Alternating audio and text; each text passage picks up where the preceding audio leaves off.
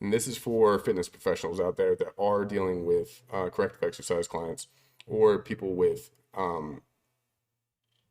Old injuries, anything old like that, injuries. I was maybe. trying to think of the actual word for it. Contraindictions. Yeah, that's the word. Contraindictions, to where they're limited. Even if they report that they feel better, that's like saying, hey, the medicine's working. Don't stop the medicine though. So uh, we are doing we're getting into squats, we're getting into deadlifts, but very lightweight. And I have to constantly remind him. He's like, "Oh no, I feel great. I can do this." I'm like, let's still babyfoot it because you may not feel like you're in pain anymore, but those disalignments and those the new muscle that you've grown to help you realign is still fresh, and your bones are not dense enough to handle what you think you can. Even though you're aligned, you still have not been working out your entire life, and so your bone density is still brittle. And so we need to kind of babyfoot into it. And I say babyfoot, that may sound condescending, but that's just how I say it. Um, Small steps. yeah, and so he wanted to do 25 pounds on each side and do a squat. And it was my job to basically tell him, no, let's actually just do the bar and maybe tens on each side so that we can still work on pouring cement on the alignment. And it's that kind of holdback that a personal trainer is there for. And so people that go too far into one direction too fast, they will cause injury. And the reason why I'm saying all this is because multiple clients are corrective exercise clients for me, and having to kind of rein them back in is part of the job. But even if you're not a corrective exercise client and you have a whole body, you're posturally aligned, and you are mimicking somebody else's workout, don't jump straight into it and go as hard as possible. You'll actually gain more muscle if you are comfortable during a workout the whole time. Well, not the whole time, but 90% of the time. And then every now and then going to fatigue, every now and then going into your max reps. If you were to, and Olympic training is actually very similar to this idea where they're working out in their rep range where they can handle it. They're practicing stabilization, perfect form, mind muscle connection, where they're trying to target and making sure that those muscles are being stimulated rather than the wrong muscles and causing disalignment through an improper form workout. Um, I don't really know where I was trying to go with this, but I did want to say it because it's very important. And I want to bring basically hot topics that happen during my training and like current events into the podcast because I think they're highly important. So Well, basically, if somebody's starting a new program or they are finding success in a program, that doesn't mean go up by 50% and try that out. That's basically what I'm trying to say.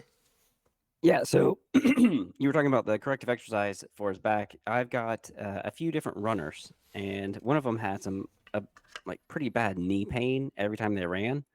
And we've worked on strengthening their glutes, and a lot of that knee pain has disappeared. Mhm. And we've tried multiple different exercises to make sure that we strengthen everything in the hips, in the lumbopelvic hip region, and the the lateral parts of the leg, so like the adductors, abductors, making sure that all of that is strong and able to support the knee better. And she has not had a lot of pain when she runs. It's drastically improved, and she's able to now run faster and longer the entire time. So she's doing another marathon, I think another 5K next weekend. So, and she's doing way better than she ever did before she started training with me. So corrective exercises are amazing to do whether you have injuries or not, and you're trying to even prevent anything from happening. I also have another lady who has some horrible neck issues and like some pinched nerves every now and then, or if we do something like upright rows or some heavy rows or anything like that, she starts to get an impingement in that trap around the neck. So what we needed to do was to strengthen her scapulothoracic complex and all that region back there, to make sure that the scapula and the mid back was supporting the neck properly. And that's just something that a lot of people don't really work, or they overwork. So some people, when they do rows, they tend to either use their lats and not so much the shoulder blades, or they use too much of their shoulder blades and not enough lats. And trying to figure out that difference is very crucial, because you don't want to underdevelop something while you're trying to overdevelop something in every single exercise you do.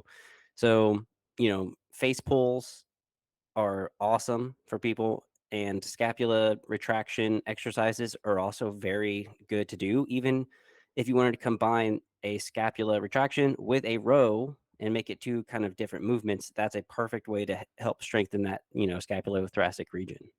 So, I'm glad that you listed off the different exercises, because when people think corrective exercise, they think rehabilitation exercises where it's just like feet yoga, or just doing a glute bridge and just doing one leg in front of the other.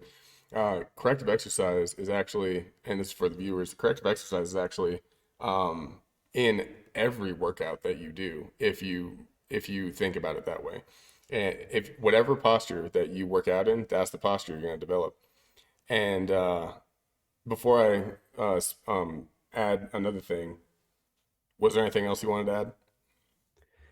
well, if you wanted to take it into a more exercises, especially for like the knees, working the glutes, like glute bridges are good, but monster walks, I don't know if you ever do monster walks very often. That hip abductor adductor is really good.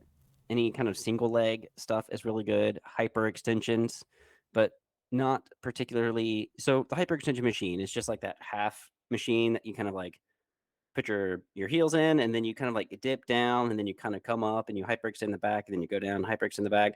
Well, I'm trying to get people to not just hyperextend the back, but to push their pelvis into the pads. Mm, And then if you want to work your back, you can try to finish it out. But trying to just get a pelvic thrust or a pelvic tilt, and trying to lift the top of that pelvis as close as you can to squeeze the glutes, that is going to be very beneficial for glute development. But anything like external rotation is going to be also really good, and making sure that your piriformis is not too tight all the time, because a lot of people have a very tight piriformis, and that can lead to sciatica and a bunch of other problems.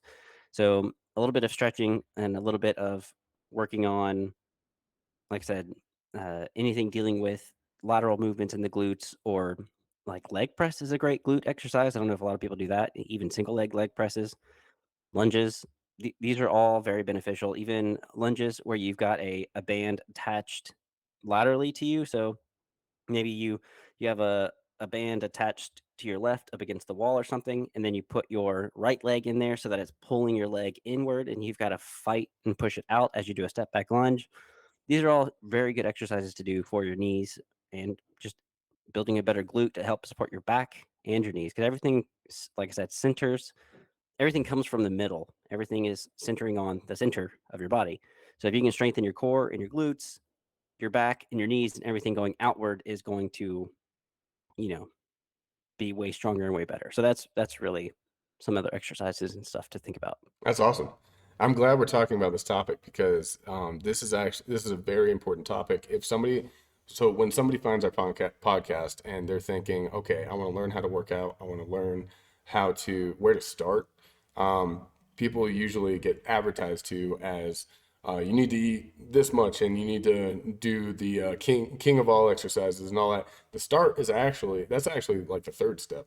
The start is actually corrective exercise. Whenever I bring in a client and let's say Susie wants to lose 20 pounds, the first thing I check is pain and disalignment and overpronation, things like that. You mentioned that your client, the runner, she has less knee pain, and I kind of want to go in depth of the whys on for the viewers, so that they understand more of the importance of the steps to fitness. And in my opinion, the steps to fitness is one, adherence, wanting to, and believing in the process in itself, and actually not just being in the contemplation stage, but actually like, okay, I'm ready.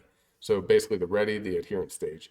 And then the very next step is corrective exercise. are you in pain anywhere? Are you disaligned anywhere? Does certain exercises cause you pain, and why?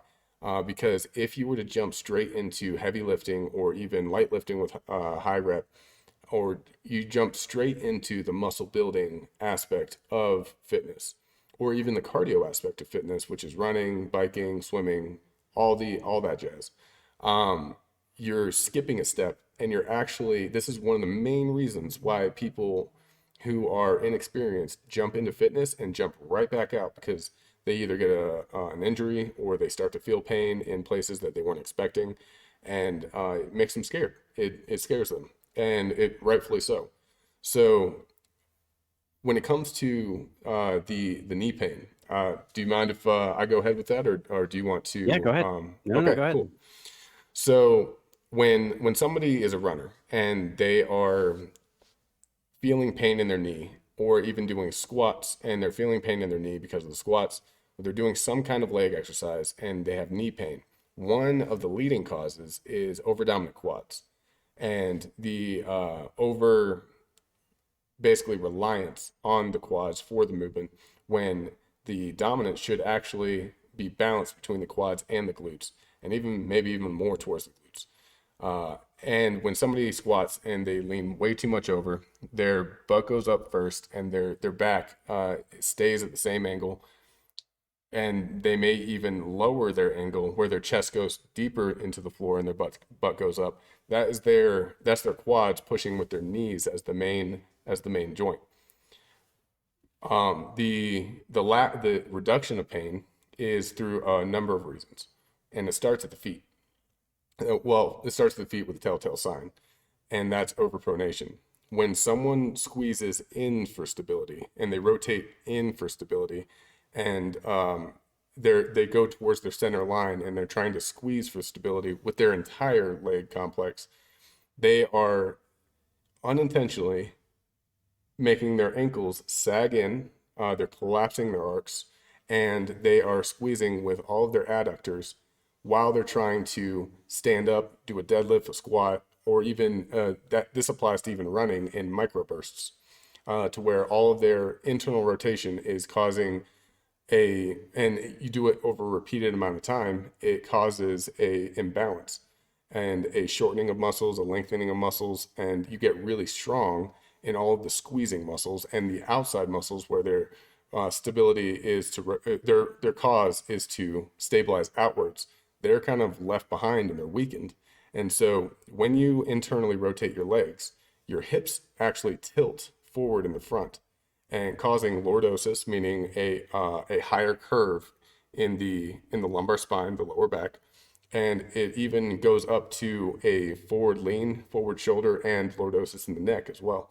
So just through that squeezing motion, a lot of different things happen, all the way to the tip of your head to the bottom of your feet. And one of my biggest selling points and to a new client is immediately making their squat feel better. So somebody comes in and they're like, yeah, I want to lose 20 pounds. And I'm like, all right, cool. We do the full thing. And then, all right, let's do a mobility stability test. So we go over to the grass over there. And I'm like, all right, let's see your squat. And he's like, you're not going to show me? And I'm like, no, I actually want to see how you squat. Because one, if you're doing something right, I don't want to overcomplicate it, and then you overthink it, and then you do it wrong, and you were doing it right in the first place. I just want to see where you're at. And secondly, what I don't say is I want to see what kind of postural deformities you have in that motion. So they do a squat, and 7 times out of 10, there's an internal rotation. There's a sag in the ankles going inwards, and their hips are cocked forward too much, and they have to, because of that, they have to bend over. And I always tell them, a squat's not about how low your eyes go; it's how low your tailbone goes. And so they go straight into a internal rotation of the knees. Their butt goes backwards, and then they tip over, and then they come up, and you can see the strain with their lower back because they're trying to banana upwards, and they're trying to come up. And I was like, so how did that feel? And they're like, well, my knees hurt, my ankles hurt, and my lower back hurts, and I think my neck is stiff because of it. And the one simple trick, and it really is I'm like, okay, now I want you to watch me. And We're going to talk about feet placement for a moment. We're going to start it at just a 45-degree outwards foot pattern, or a 30-degree, depending on their height and how wide their feet are, and like where they place their feet for the squat, whether they're doing a sumo squat, an Asian squat, or a regular squat. I call it a 90-degree squat.